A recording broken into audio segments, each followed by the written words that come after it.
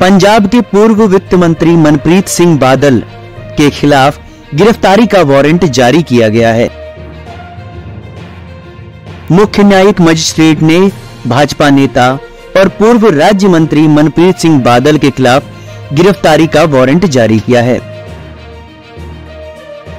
Vigilance department ने कल मुक्तसर साहिब के बादल गांव स्थित उनके आवास पर छापेमारी की थी। इसके पहले मनप्रीत सिंह बादल की विदेश भागने की संभावना को देखते हुए लुकआउट सर्कुलर जारी किया गया था। इसके बाद सभी एयरपोर्ट पर अलर्ट जारी हो गया।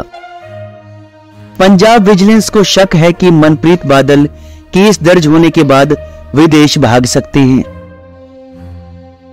आपको बता दें कि मनप्रीत बादल पर विजिलेंस ब्यूरो ने लैंड अलॉटमेंट के केस में फ्रॉड का केस दर्ज किया है। मनप्रीत के अलावा इस मामले में 5 और आरोपियों को नामजद किया गया था। इसके अलावा बीते कल बादल के अलग अलग ठिकानों पर लगातार छापेमारी हुई थी।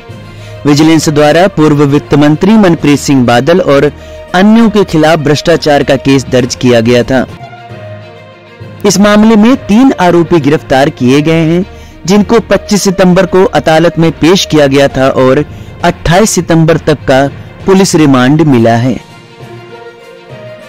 विजिलेंस द्वारा जांच में पता चला है कि मनप्रीत सिंह बादल ने मॉडल टाउन बठिंडा में कम दाम पर 2 प्लॉट खरीदने की साजिश रची थी। इसमें सरकार का करीब 65 लाख रुपए का वित्तीय नुकसान हुआ है। बठिंडा पंजाब विजिलेंस ब्यूरो ने राज्य में भ्रष्टाचार के विरुद्ध चल रही मुहिम के दौरान पूर्व वित्त मंत्री मनप्रीत सिंह बादल और 4 अन्यों के खिलाफ अपराध और भ्रष्टाचार का केस दर्ज किया है।